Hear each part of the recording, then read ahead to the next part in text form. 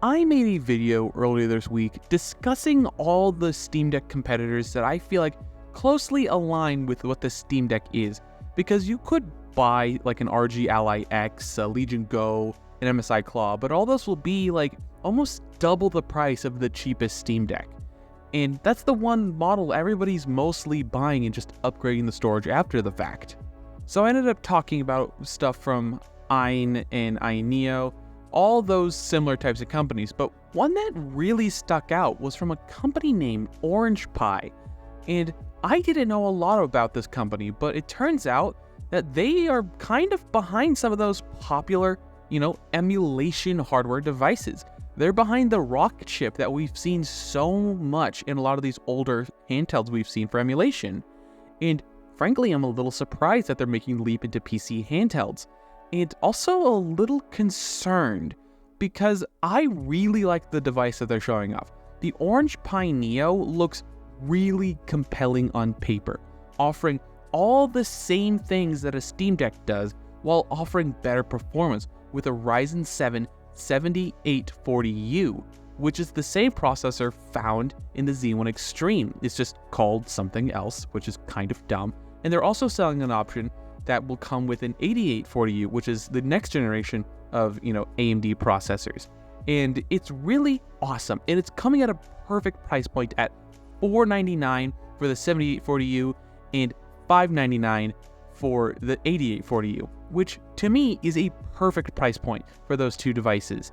And it makes a stiff competition for the Steam Deck because it sits right there in the middle of all the Steam Decks, being the same price or a little less for the base model OLED device, which is also one of the standard devices most people buy.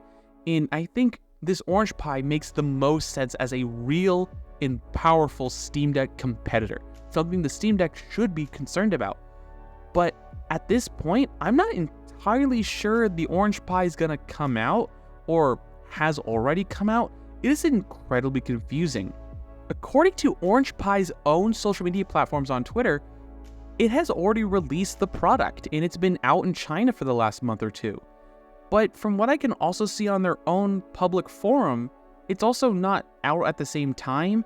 According to their, somebody who's replied to that thread, it hasn't actually released in China yet. It's just sort of announcing the product in they will eventually later this month be releasing some products and sending some to the public for testing. It's very confusing and frankly kind of shady, kind of rattling my faith in this company at its probably most crucial time. Because from what I've seen, the device is fairly complete, offers so many features, Hall sensing sticks, Hall sensing triggers for perfect reliability. Granted, perfect should be in quotations. Just because it is Hall sensing does not mean it's not going to be a garbage, analog stick, because it's not necessarily a sign of quality, just of reliability, and just because it's reliable doesn't mean it can't be crappy. On top of that, Orange Pi has never made a product this complex. Neither did Valve when they first started, but at least they had history with things like the Steam machines. Orange Pi does have history with their Orange Pi 5 Max and their 5 Pro. Basically just a bunch of Raspberry Pi knockoffs and some weird Android box stuff, but nothing on the scale of a proper gaming system.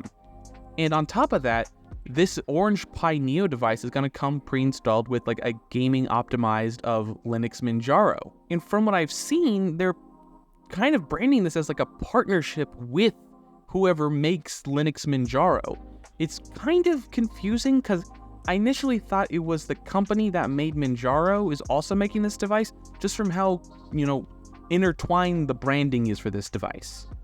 The other specs for this device look pretty good with a 7-inch FHD Plus display, basically 1920 by 1200, basically 1080p, 16 by 10 display, which is the same display ratio as the Steam Deck, 500 nits peak brightness, and 120 Hz refresh rate.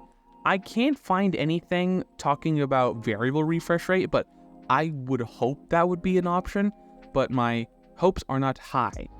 It comes with 16 gigabytes or 32 gigabytes of RAM. It comes with two USB Type-C, basically USB 4.0 ports, which is awesome. SD card slot, Bluetooth 5.3, standard 65 watt charging, has a, and I quote, turbo large fan, dual copper pipes, aluminum alloy cooling fans, extra large air vents, customized cooling systems, and air ducts with a subtle design.